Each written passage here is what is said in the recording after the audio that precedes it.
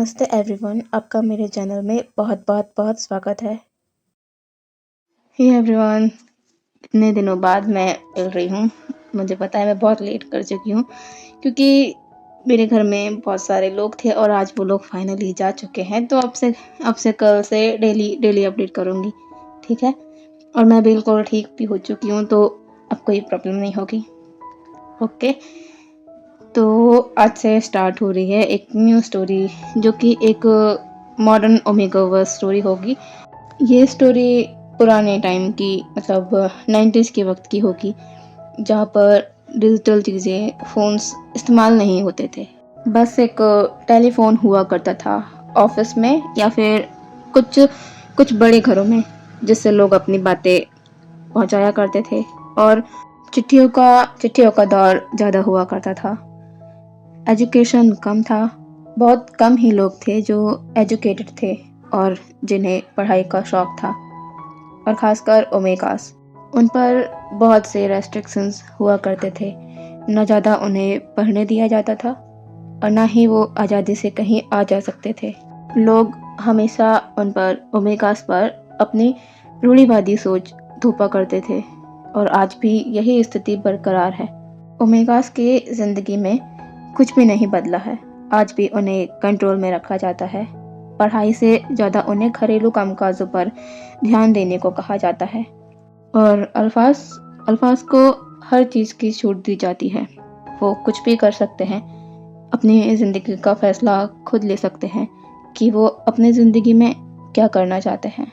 उन्हें किसी भी चीज़ के लिए नहीं रोका जाएगा और यहाँ तक कि उन्हें अपने ओमेगास को कैसे कंट्रोल में रखना है, ये सारे फैसले उनके ऊपर हैं। उसमें कोई भी दखल अंदाजी नहीं कर सकता। और यहीं पर हमारा लानवांग जी, जो कि एक ओमेगा है, जो कि पढ़ना चाहता है, अपने ज़िंदगी में एक मुकाम हासिल करना चाहता है। क्या वो आगे ऐसा कर पाएगा? कैसे मिलेंगे विभूषण और लानवांग जी, और किस तरह सरवाइव करेंगे इस रूढ़िवादी वातावरण में? वो तो हम आगे ही देखेंगे। तो चलिए फिर हमारे स्टोरी स्टेक और फेटेड का फर्स्ट पार्ट शुरू करते हैं। आप लोग बताइएगा कि आपको ये कैसा लगा। स्टोरी की स्टार्टिंग में हम एक छोटे से स्कूल को देखते हैं, जहाँ की एक क्लास के अंदर एक छोटा सा बच्चा, जिसकी उम्र 7 साल है, बिल्कुल स्ट्रेट अपनी नज़रों को सामने किए हुए शांति से बैठा है और उसका पूरा फोकस अपने सामने बोर्ड पर है, जहाँ पर एक ओल्ड टीचर बच्चों को पढ़ा रहे हैं। उसकी नज़रें आसपास कहीं भी नहीं जा रही और उसी के उलट क्लास में मौजूद और भी बच्चे, वो एक दूसरे के साथ बातचीत कर रहे हैं, शैतानी कर रहे हैं। अब वो टीचर, जो कि बोर्ड पर कुछ समझा रहे थे, वो पीछे पलटते हैं और किसी एक बच्चे को खड़ा करते हैं। वो बच्चा, जो कि अभी हंस रहा था, वो बिल्कुल चुप हो जाता है और अपनी जगह पर खड़े हो जाता है। टीचर कहते हैं, जो बोर्ड पर मैंने अभी समझाया है, उसे दोहराओ। वो बच्चा इस पर इधर उधर देखने लगता है। उसे पता ही नहीं है कि टीचर ने क्या समझाया है, क्योंकि उसका ध्यान तो बातों में था और दूसरे बच्चों के साथ मस्ती में था। वो अपना सर झुकाकर वैसा ही खड़ा रहता है। टीचर अपना सर शेक करते हैं और बाकी बच्चों से भी यही सवाल करते हैं, लेकिन कोई भी कुछ भी जवाब नहीं दे पाता। अब टीचर एक नाम लेते हैं, लानवांग जी, तुम बताओ कि मैंने क्या समझाया। लानवांग जी, वही बच्चा जो पूरे कंसंट्रेशन के साथ टीचर को सुन रहा था और उनके लिखे हर शब्द को समझ रहा था, वो अपनी जगह पर खड़ा होता है और एक एक करके हर चीज़ को बहुत अच्छे से बताता है जो टीचर समझा रहे थे। वो टीचर ये देखकर प्राउडली एक स्माइल करते हैं और कहते हैं, बहुत खूब, बैठ जाओ। वो टीचर अब सभी को देखते हैं और कहते हैं, इसे देखो, इसकी तरह बनो। इसका ध्यान बस बोर्ड पर होता है, ना कि तुम लोगों की तरह मस्तियों में। सभी बच्चे इस पर लानवांग जी को देखते हैं, लेकिन लानवांग जी वो कहीं नहीं देख रहा था। कुछ बच्चे उसे गुस्से की नज़र से देख रहे थे, क्योंकि वो हर चीज़ में आगे है, हर कोई उसकी तारीफ करता है। और सबसे बड़ी बात, वो एक ओमेगा है, और ओमेगा होकर भी इतना तेज दिमाग, ये बात किसी को भी पसंद नहीं आती। और भी तो ओमेगास हैं इस क्लास में, लेकिन वो तो इसकी तरह नहीं हैं। वो तो अपना सर झुकाए सहमे हुए बैठे रहते हैं, और ना ही वो पढ़ाई में ज़्यादा ध्यान देते हैं। लेकिन ये ओमेगा ऐसा क्यों है? कितनी अजीब बात है ना। इन बच्चों को जो जो कि अल्फाज हैं, इन्हें इतनी सी उम्र में अल्फ़ा और ओमेगा का डिफरेंस कैसे पता? ऐसे ही तो होते हैं ओमेगास के प्रति इस तरह की मानसिकता को रखने वाले लोग, जो छोटी सी उम्र में ही अपने अल्फ़ा बच्चों के दिमाग में ओमेगास के प्रति इस तरह की विचारधारा को डाल देते हैं। ये नहीं सोचते कि उनके दिमाग में इसका क्या इम्पैक्ट होता है। लान वांगजी अभी 4th क्लास में है, और उसका दिमाग पढ़ाई में बहुत ही ज़्यादा तेज है। वो बहुत ही शांत बच्चा है, अपने आप को एक्सप्रेस नहीं करता। उसे कोई नहीं समझ सकता कि उसके दिमाग में क्या चल रहा है, या वो क्या सोच रहा है। वो अपने आप को रिजर्व रखना पसंद करता है। बस एक ही चीज़ है जिसमें उसके एक्सप्रेशन शो होते हैं। वो एक्साइटेड दिखता है, और वो है उसकी स्टडीज़। उसने अपने आप को बस इसी में पूरी तरह से इन्वॉल्व कर लिया है। उसके लिए बाकी कोई भी चीज़ें खास नहीं होती, जो कि अदर बच्चे पसंद करते हैं। ऐसे ही उनकी क्लास खत्म हो जाती है। अब सभी का घर जाने का वक्त था। लान वांगजी भी अपनी क्लास से बाहर आता है, लेकिन वो बाहर गेट की ओर नहीं जाता, बल्कि वो क्लास के कॉरिडोर के पास वाली बेंच में जाकर बैठ जाता है, और अपने छोटे से बैग से एक बुक निकालकर उसे पढ़ने लगता है। थोड़ी देर बाद वहाँ पर एक और ओमेगा बच्चा, जो कि 9 साल का है, वो भी लान वांगजी के साइड में आकर बैठ जाता है, और लान वांगजी की ओर देखकर कहता है, वांगजी, क्या तुमने क्लास में पढ़ाई नहीं की, जो हर रोज तुम इस तरह यहाँ पर बैठ कर पढ़ते हो? वांगजी मेरे भाई, तुम इतना परेशान मत हो इस पढ़ाई को लेकर। वैसे भी हमें 12th तक बस तो पढ़ना है, उसके लिए तुम्हें इतना टेंशन लेने की ज़रूरत नहीं है। वैसे भी मुझे सिर्फ 6 साल और तुम्हें 8 साल तक पढ़ना है। उसके बाद 17 साल के बाद ओमेगास की शादी हो जाती है उनके अल्फाज के साथ। लान वांगजी अपना सर ऊपर कर अपने गागा लेंसचुन को देखता है और कहता है, भाई मुझे तो लेंसचुन बीच में ही कहता है, हाँ वांगजी, मैं जानता हूँ तुम्हें बहुत पढ़ना है और आगे चलकर एक डॉक्टर बनना है, लेकिन वांगजी तुम नहीं जानते हो, ओमेगा की शादी तो जल्दी ही हो जाती है और ओमेगा आगे आगे तक नहीं पढ़ पाते। मेरे दोस्त ने बताया कि उसके मामा बाबा ने बचपन में ही उसकी शादी तय कर दी है और 16 साल में उसकी शादी हो जाएगी। उन्होंने उसके लिए अल्फा पहले ही ढूंढ रखा है। अंकल भी हमारी शादी जल्दी ही करा देंगे, इसलिए तुम्हें ना इस बारे में नहीं सोचना चाहिए। तभी किसी की आवाज़ आती है, किस बारे में नहीं सोचना चाहिए? यह आवाज़ सुनकर लान वांगजी और लान सेचन दोनों ही अपने सामने देखते हैं, जहाँ पर उनके अंकल खड़े हुए हैं। दोनों ही बेंच से खड़े हो जाते हैं। लान कुरैन कहते हैं, क्या क्या बात कर रहे थे तुम सेचन? लान सेचन थोड़ा डरी आवाज़ में कहते हैं, अंकल वो मैं वांगजी से कह रहा था कि। लान कुरैन कहते हैं कि तुम दोनों की शादी जल्दी हो जाएगी। लान सेचन अपना मुंह नीचे कर लेता है और लान वांगजी स्ट्रेट देख रहा था अपने अंकल की ओर। लान कुरैन एक शाय करते हैं और कहते हैं, सेचन, मैंने कितनी बार तुमसे कहा है कि अभी तुम बहुत छोटे हो, तुम्हें इन सब बातों को छोड़कर अभी अपनी पढ़ाई पर अपना पूरा ध्यान लगाना चाहिए, ना कि इन बेतुकी बातों पर। तुम खुशनसीब हो जो तुम स्कूल आ पा रहे हो और यहाँ पर पढ़ पा रहे हो, वरना कुछ ओमेगास तो अपने घर पर बंद रह जाते हैं। वो भी पढ़ना चाहते हैं, लेकिन उन्हें ये मौका नहीं मिलता जो तुम्हें मिल रहा है। इसका फ़ायदा उठाओ और अपनी ज़िंदगी को संवारने के बारे में सोचो, ना कि ये अल्फ़ा ओमेगा के बारे में। और वांगजी को ये अल्फ़ा ओमेगा की बातें बताना बंद करो। लान सेचुन अपना सर नीचे ही रखता है।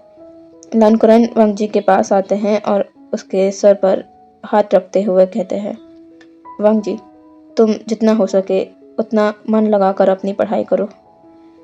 जहाँ तक मेरा बस चलेगा मैं तुम्हें अपनी पढ़ाई के लिए कभी नहीं रोकूंगा। लान वांग जी अपने अंकल को देखता है और अपना सर हिला देता है। लानकुरैन एक स्माइल करते हैं और अपने दोनों हाथों को आगे कर देते हैं। लान सेचेन और लान वांग जी लानकुरैन के एक एक हाथ को पकड़ लेते हैं और तीनों ही अब स्कूल से बाहर जाने लगते हैं। स्कूल से बाहर आकर वो पैदल अपने घर को जाने लगते हैं। लान फैमिली में बस लानकुरैन, लान सेचेन और लान वांग जी रहते हैं। लान वांग जी को जन्म देने के कुछ महीनों बाद ही मिसेस लान की डेथ हो गई थी और उसके बाद मिस्टर लान भी अपनी वाइफ के बिना ज़्यादा टाइम तक नहीं जी पाए और लान वांग जी के 2 साल की उम्र में मिस्टर लान भी इस दुनिया से चले गए और लान वांग जी और लान सेचेन की जिम्मेदारी लानकुरैन पर आ गई। लान फैमिली में कोई भी ओमेगा के प्रति अपनी सोच को लोगों की रूढ़िवादी सोच की तरह नहीं रखता था। उनकी सोच नई थी। वो अल्फा और ओमेगा में कोई भी भेदभाव नहीं करते थे और इसी सोच के साथ लानकुरैन ने लान वांग जी और लान सेचेन को बड़ा किया है। लानकुरैन एक स्कूल के हेड मास्टर है और वो ही अपने दोनों भतीजों को साथ में स्कूल लाते हैं और उन्हें साथ ही लेकर घर आ जाते हैं। वो अपने भतीजों के प्रति अपनी जिम्मेदारी से कभी पीछे नहीं हटते। वो नहीं चाहते कि लान वांग जी और लान सेचेन लोगों की ओमेगा के प्रति घटिया सोच का शिकार हों। इसलिए वो हमेशा उन दोनों को पढ़ाई के लिए इनकरेज करते हैं। लान वांग जी अपने अंकल की सारी सीखों को ध्यान में रखते हुए अपनी पढ़ाई करता है। वो ना ज़्यादा किसी से बातें करता और ना ही उसके कोई दोस्त हैं। वो लोगों की छोटी बातों से दूर रहता है।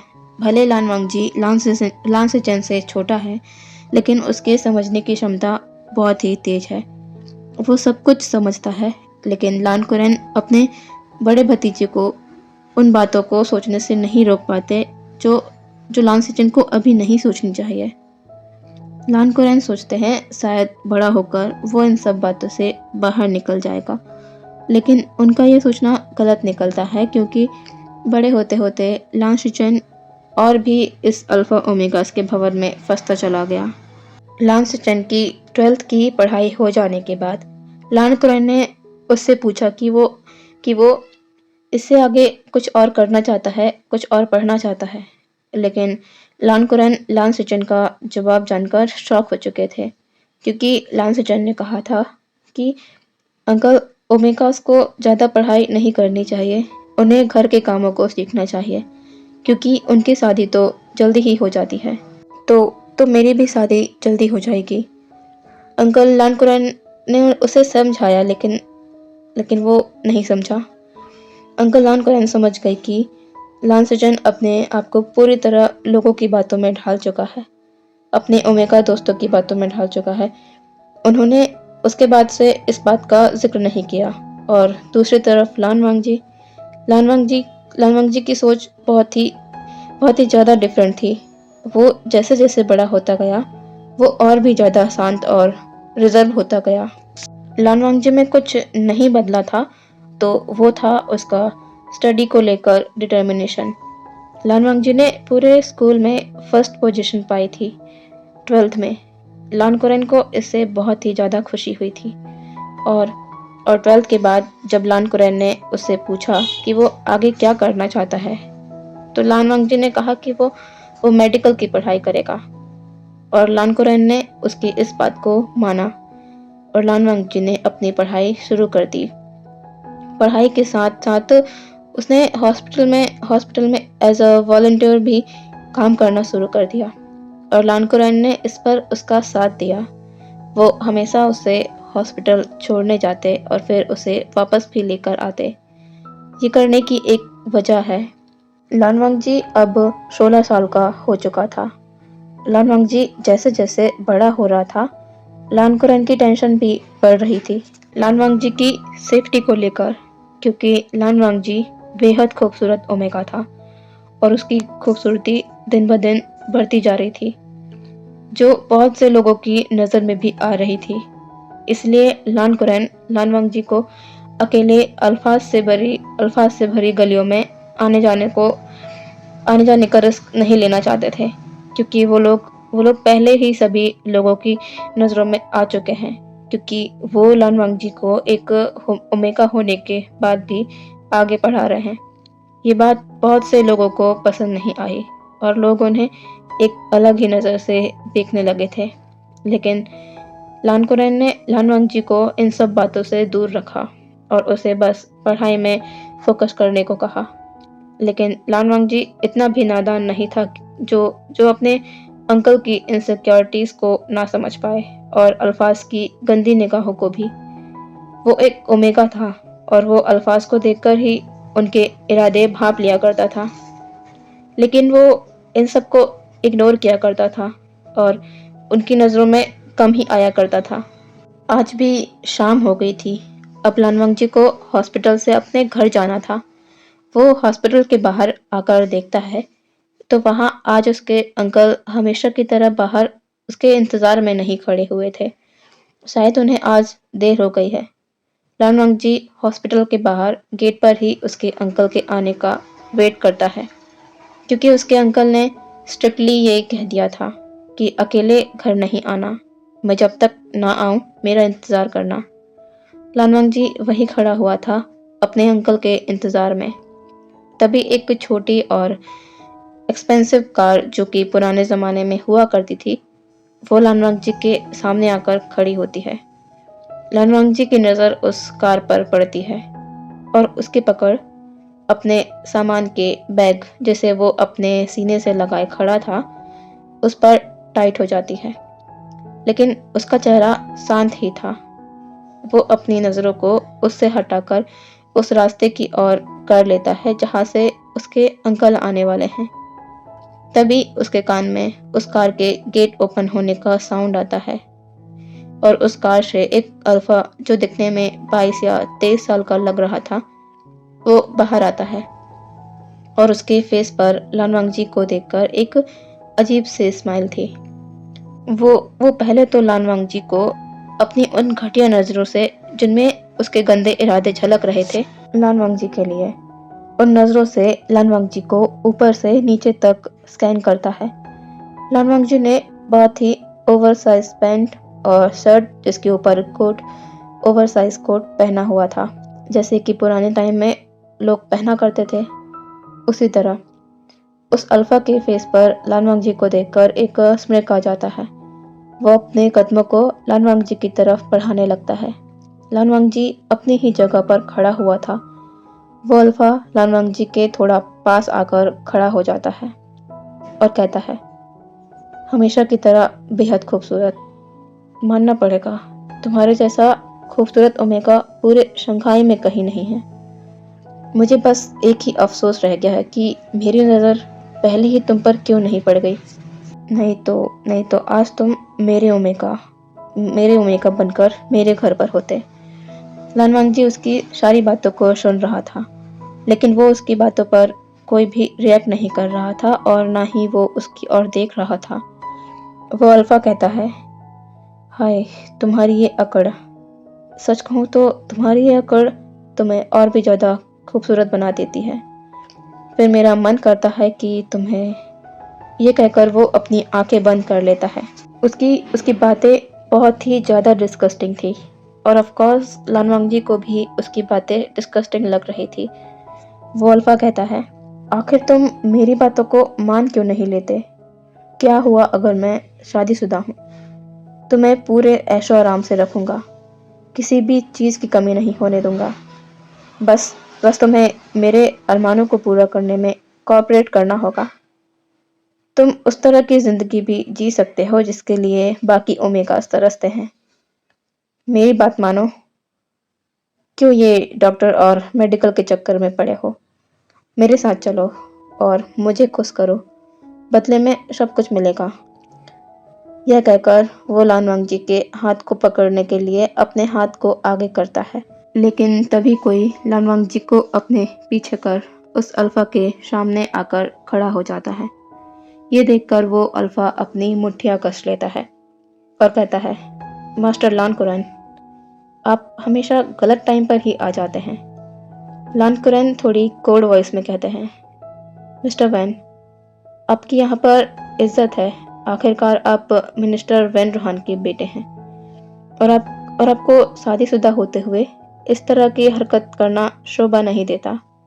और अगर ये खबर समाज में और संघाई के लोगों के बीच फैल गई कि आप, जिसके पास ऑलरेडी एक ओमेगा है, उसके बाद भी दूसरे ओमेगास पर अपनी नज़र रखे हुए हैं और उन्हें अपने साथ रखने की बातें कर रहे हैं, तो आपके फादर का नाम खराब हो जाएगा और आपके फादर जो इतनी मेहनत कर रहे हैं आपको मिनिस्टर बनाने की, उनकी सारी कोशिशों पर पानी फिर जाएगा।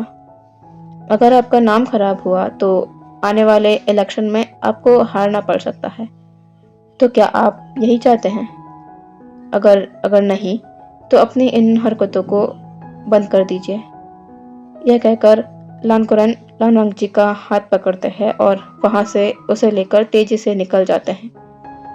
लानवांगजी अपना सर झुकाए लानकुरन के पीछे चलने लगता है और यहाँ वैन चाओ गुस्से से अपने दांतों को भींच लेता है। वैन चाओ वैन रोहान का बेटा है, जो कि एक बड़ा मिनिस्टर है। लानकुरन लानवांगजी को लेकर अपने घर आ जाते हैं। लान सिचन घर का दरवाजा खोलता है। लानकुरन और लानवांगजी दोनों ही घर के अंदर आ जाते हैं। लानकुरन आकर सीधे सोफे पर बैठ जाते हैं। लानवांगजी आकर शांति से उनके सामने खड़ा हो जाता है। लान सिचन अपने अंकल को देख रहे थे। उन्हें समझ नहीं आता कि उनके अंकल के फेस में ये इतना गुस्सा किस बात का है। लान सिचन पानी लाकर अंकल को और वांगजी को देते हैं और कहते हैं, अंकल क्या हुआ है, आप थोड़ा परेशान लग रहे हैं। लानकुरन अब लानवांगजी की ओर देखते हैं और कहते हैं, वांगजी, क्या वो पहले भी तुम्हारे पास आया है? लानवांगजी अपने अंकल की ओर देखता है और बस नोट कर देता है। लानकुरन थोड़ी स्ट्रिक्ट वॉइस में कहते हैं, तो तुमने मुझे पहले क्यों नहीं बताया? क्या होता अगर वो तुम्हारे साथ? यह कहकर लानकुरन शांत हो जाते हैं। वो कहते हैं, वांगजी, मुझे लगता है कि तुम्हें वॉलंटियर करने की ज़रूरत नहीं है। तुम अपनी पढ़ाई चाहो तो घर पर कंटिन्यू कर सकते हो। अब तुम हॉस्पिटल नहीं जाओगे। हर जगह मैं तुम्हारे पास नहीं रहूँगा। तुम नहीं जानते वो इंसान किस तरह का है। बहुत ही घटिया अल्फा है वो। उसकी गंदी नज़र हर ओमेगा पर होती है। वो मिनिस्टर का बेटा है। इसका मतलब ये नहीं कि मैं उससे डर जाऊँगा। वांगजी, अब तुम घर पर ही रहकर अपनी पढ़ाई करोगे। मैं नहीं चाहता कि कोई और बात आगे बढ़े। वैसे भी तुम्हारे लिए आए कई रिश्तों को मैं मना कर चुका हूँ और अगर ये वेंचा वाली बात सामने आई तो लोग अलग नज़र से देखेंगे तुम्हें और मैं ऐसा कुछ नहीं चाहता। क्या तुम मेरी बातों को समझ रहे हो? लानवांगजी अपने अंकल को देखता है।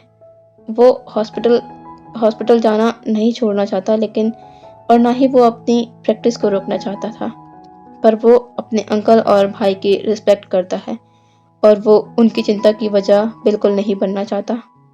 इसलिए वो कहता है, जी अंकल, मैं नहीं जाऊँगा। लानकुरन नोट करते हैं। लानवांगजी अपने कमरे में आ जाता है और फ्रेश होने के बाद जाकर अपने बेड पर बैठ जाता है। तभी लान शिचैन लानवांगजी के रूम में आते हैं। लानवांगजी उन्हें देखता है और कहता है, भाई आप? लान शिचैन लानवांगजी के पास आकर बैठ जाते हैं और कहते हैं, क्या हुआ? क्या तुम आज की बात को लेकर परेशान हो? लानवांगजी कहता है, नहीं भाई। लान शिचैन कहते हैं, मैं तुम्हें जानता हूँ, मुझसे कुछ भी छिपाने की ज़रूरत नहीं है। लानवांगजी अपना सर नीचे कर लेता है। लान शिचैन कहते हैं, वांगजी, अंकल हमारी फिक्र करते हैं, इसीलिए उन्होंने तुमसे वहाँ जाने से मना किया, वरना अंकल ने हमें आज तक किसी बात के लिए रोका नहीं है। क्या रोका है? लानवांगजी ना में अपना सर हिलाता है और कहता है, भाई, मैं अंकल की बात को समझता हूँ, इसीलिए मैं अब उन्हें और चिंता में नहीं रहने दूंगा। मैं घर से ही अपनी पढ़ाई कंटिन्यू करूँगा।